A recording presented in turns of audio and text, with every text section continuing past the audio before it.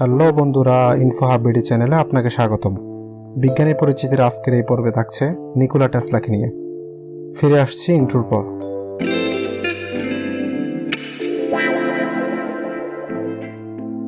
পৃথিবীর ইতিহাসে সবথেকে রহস্যময় ও বিস্ময়কর বিজ্ঞানী ছিলেন নিকোলা টেসলা, যিনি সত্যি বলতে পুরো আধুনিক পৃথিবীটা আমাদেরকে উপহার দিয়ে গেছেন। আপনি হয়তো অনেক কিছু জানেন না তার আবিষ্কার সম্পর্কে, যার ছিল 300টির বেশি আবিষ্কারের প্যাটেন্ট, এবং তার আবিষ্কারগুলো ছিল সময়কে ছাপিয়ে গিয়ে সেই সময়ের থেকেও অনেক আধুনিক, যা বর্তমান যুগেও আধুনিক হিসেবে বিবেচিত হয়। তার এমন আবিষ্কার ছিল পৃথিবী ধ্বংস করার ক্ষমতা, কিন্তু মানব কল্যাণের জন্য তিনি সেই সব আবিষ্কারকে নষ্ট করে দেন। জানি না মিডিয়া কেন তাকে নিয়ে খুব একটা লেখে না, কিন্তু তার সম্পর্কে জানার পর তাকে সমস্ত বিজ্ঞানীদের মধ্যে শ্রেষ্ঠ বলে মনে হয়েছে। কারণ নিকোলা টেসলাই একমাত্র বিজ্ঞানী যিনি যা চিন্তা করতেন তাই তৈরি করে দেখাতে পারতেন। এই জন্য অন্যান্য বিজ্ঞানীরা তাকে ইতিহাসের সবচেয়ে ক্রেজি বিজ্ঞানী বলে আখ্যা দিয়েছিলেন।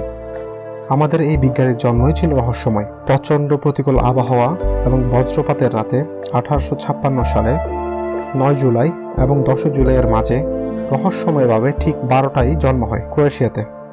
ঠিক 12টায় জন্ম হওয়ায় তাই তার জন্ম তারিখ 2টি। তবে উইকিপিডিয়াতে কনফিউশন এড়াতে 9 ও 10 জুলাইয়ের পরিবর্তে 10 জুলাইকে লেখা হয়েছে।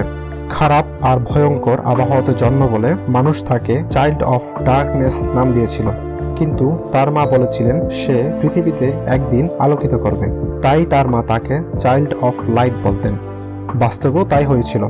তার আবিষ্কৃত এসি বিদ্যুৎ পুরো পৃথিবীকে আলোকিত করেছে এবং আমাদেরকে একটা আধুনিক পৃথিবী দিয়েছে। নিকোলা টেসলার পিতা একজন ধর্মযাজক ছিলেন।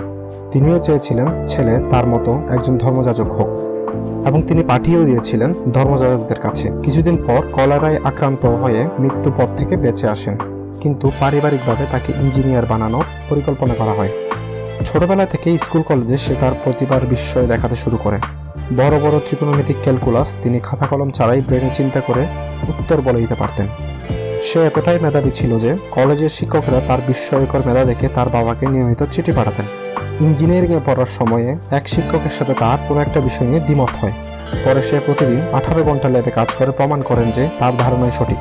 এই ঘটনা কলেজে ছড়িয়ে পড়লে সকলের কাছেই তিনি আরও বেশি বিস্ময়কর ছাত্র হিসেবে গড়ে ওঠেন। তখনও তার বিস্ময়কর প্রতিবার শুরু হয়নি। 1884 সাল নিকোলা টেসলা আমেরিকায় পাড়ি জমান। তার সাথে ছিল 4টি কাপড় আর শুধু পরিচয়পত্র, আর সাথে ছিল টমাস এডিসনকে লেখা একজনের একটি চিঠি। নিকোলা টেসলাকে বলা হয়েছিল টমাস এডিসনকে পৌঁছে দিতে।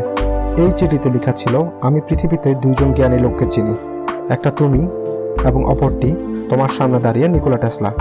আসলে চিঠিটি ছিল আইনস্টাইনের। এডিসন তার কোম্পানিতে নিকোলা টেসলাকে নিয়োগ করেন। ডিসি জেনারেটর পুনরায় ডিজাইন করার জন্য তাকে $50,000 দেবেন বলে ঘোষণা দেন। নিকোলা টেসলা প্রচণ্ড পরিশ্রম করে সফল হন, কিন্তু এডিসন নিকোলা টেসলাকে কোনো টাকাই দেননি এবং বলেন, আপনি কি আমেরিকান রসিকতাও বুঝেন না? ফলে রাগে নিকোলা টেসলা এডিসনের কোম্পানি থেকে ইস্তফা দেন। এরপর তিনি নিজে ল্যাব প্রতিষ্ঠা করেন এবং আবিষ্কার করেন বিশ্বের সবচেয়ে বিস্ময়কর আবিষ্কার এসি কারেন্ট বা অল্টারনেটিং কারেন্ট। এডিসনের ডিসি বিদ্যুৎ দিয়ে মানুষ শুধু আলো পাবার চিন্তা করত, কিন্তু নিকোলা টেসলার আবিষ্কৃত এসি দিয়ে সবকিছু করা সম্ভব ছিল, এটা মানুষ বুঝতে পারে। নিকোলা টেসলা এডিসনকে ডিসি এর পরিবর্তে এসি ব্যবহার করতে বলেন। এতে এডিসন ক্ষিপ্ত হন। টেসলা তার কোম্পানি থেকে আলাদা হয়ে টেসলা ইলেকট্রিক কোম্পানি নামে এক নতুন কোম্পানি প্রতিষ্ঠা করেন। এসি বিদ্যুৎ খুব শীঘ্রই জনপ্রিয় হয়ে ওঠে, কারণ এসি ছিল অত্যন্ত পাওয়ারফুল এবং কম খরচে ব্যবহার করা যেত, এবং শিল্প কারখানার কাজেও একমাত্র ব্যবহার উপযোগী। এদিকে এডিসনের ডিসি বিদ্যুতের ব্যবসা প্রায় শেষ। এডিসন নিকোলা টেসলাকে থামাতে স্থানীয় বাসিন্দাদের দিয়ে বাড়ি থেকে কুকুর বিড়াল চুরি করে রাস্তায় রাস্তায় ক্যাম্প বানিয়ে সেগুলোকে এসি বিদ্যুতের শক দিয়ে জনসম্মুখে হত্যা করে মানুষের মনে ভয় সৃষ্টি করতে লাগলেন। একজন মৃত্যুদণ্ডপ্রাপ্ত আসামিকেও এসি দিয়ে হত্যা করার জন্য প্রশাসনকে বোঝান। এই ঘটনাগুলো ঘটিয়ে মানুষের মনে ত্রাস সৃষ্টি করে এডিসন নিকোলা টেসলার কোম্পানিকে চরমভাবে আর্থিক বিপর্যয়ে ফেলে দেন, এবং এক সময় নিকোলা টেসলা এসি বিদ্যুতের প্যাটেন্ট বিক্রি করে দেন। প্যাটেন্ট বিক্রির $60,000 দিয়ে তিনি নতুন নতুন আবিষ্কারের পেছনে তা কাজে লাগান। কিন্তু মানুষ পরবর্তীতে ঠিকই এসি বিদ্যুতের প্রয়োজনীয়তা বুঝতে পারে, এবং পুরো শহর এসি বিদ্যুতের জন্য একটি কোম্পানি এডিসনের বিদ্যুৎ কোম্পানিকে বরাদ্দ করে। এটি ছিল এডিসনের জন্য চরম লজ্জাজনক। তিনি করবেন না বলে জানিয়ে দেন। সেই জন্য এডিসনের কোম্পানির অন্যান্য শেয়ার হোল্ডাররা এডিসনের কোম্পানি থেকে এডিসনকেই বের করে দেয়। 300-এর বেশি আবিষ্কারের প্যাটেন্ট ছিল এই মহান বিজ্ঞানী নিকোলা টেসলার।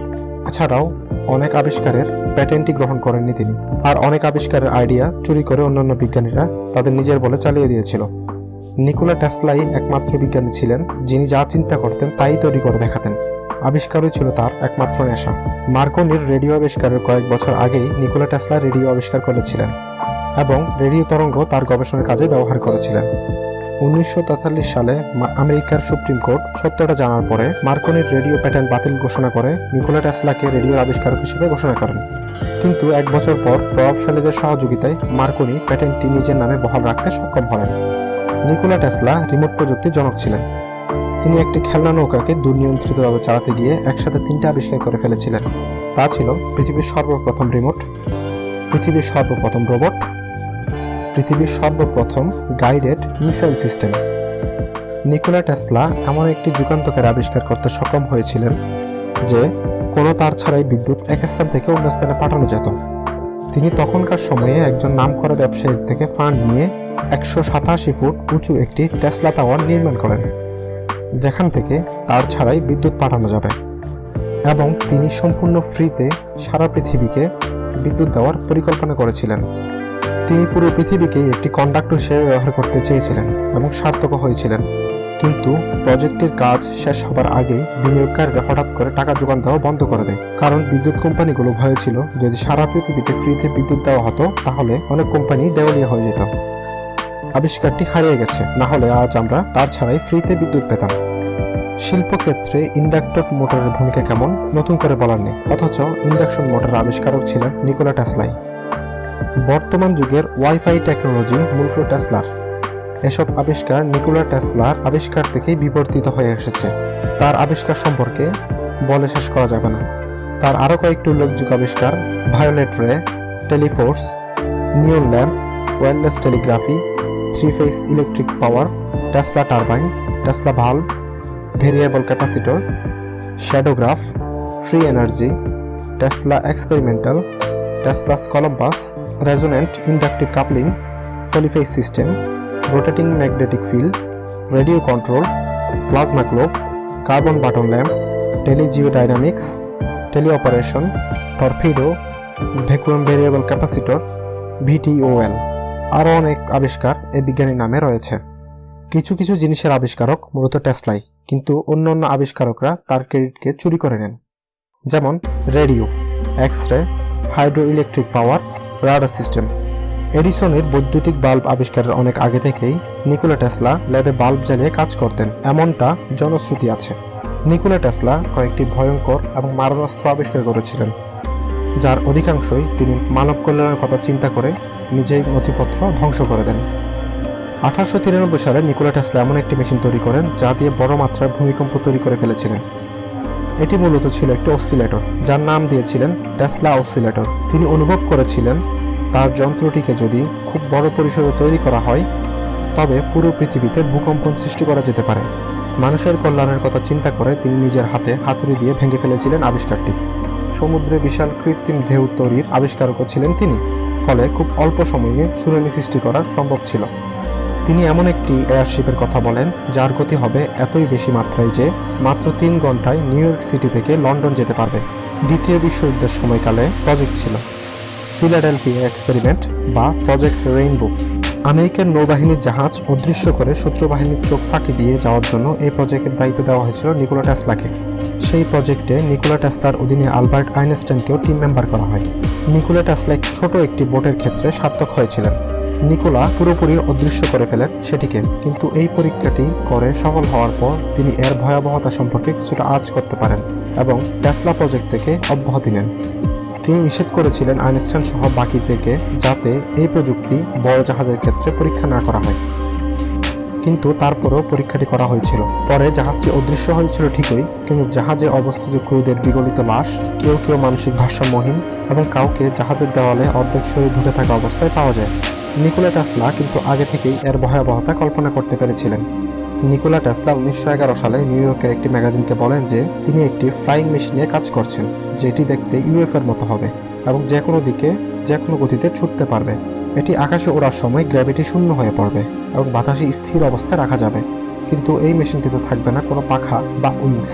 নিকোলা টেসলা একমাত্র বিজ্ঞানী যিনি টাইম মেশিন নিয়ে কাজ করেছিলেন সবার প্রথম। অনেকে মনে করেন তিনি টাইম মেশিন তৈরি করে ফেলেছিলেন। নিকোলা টেসলার ভয়াবহ কয়েকটা আবিষ্কারের কথা যেখানে বলেছি, তার মধ্যে অন্যতম ছিল ডেথ রে। এটি এমন একটি যন্ত্র যা 250 মাইল দূর থেকে 10,000 যুদ্ধ বিমানকে একসাথে ধ্বংস করে দেওয়ার ক্ষমতা রাখতে পারত। অনেকে বলেন তিনি এই যন্ত্রটি তৈরি করেও ফেলেছিলেন, কিন্তু এটি দিয়ে মানুষ পৃথিবী ধ্বংস করে দেবে এই চিন্তা করে তিনি যন্ত্রটিকেও নষ্ট করে ফেলেন। তার ল্যাবে একাধিকবার আগুন লেগে অনেক আবিষ্কারের ডকুমেন্টই পুড়ে গিয়েছিল। এরকম বিস্ময়কর আবিষ্কারের জন্য অনেক বিজ্ঞানী মনে করতেন নিকোলা টেসলাদের সাথে এলিয়েনদের যোগাযোগ রয়েছে এবং তাদের সাথে কাজও করেন। সত্যি বলতে তার সম্পর্কে জানার পর আমার নিজের কাছেও তাকে এলিয়েন বলে মনে হয়েছিল। 7 জানুয়ারি 1943 সালে পৃথিবীর এই মহান বিজ্ঞানী করোনারি থ্রম্বোসিসে মারা যান। তবে ধারণা করা হয় তিনি অবসেসিভ কম্পালসিভ ডিসঅর্ডার নামে পৃথিবীর এক বিরল রোগে আক্রান্ত ছিলেন। এটা একটা মানসিক রোগ। এই রোগে আক্রান্ত হলে মনে হয় সে নিজে যা করছে সেটা সঠিকভাবে করতে পারছে না। তার জন্মের মতো মৃত্যুটাও ছিল অদ্ভুত। মারা যাওয়ার দিন তার ঘরের দরজায় লেখা ছিল don't disturb me. Nikola Tesla মৃত্যুবরণ করেন অনেকটা অমানসিক কষ্ট নিয়ে।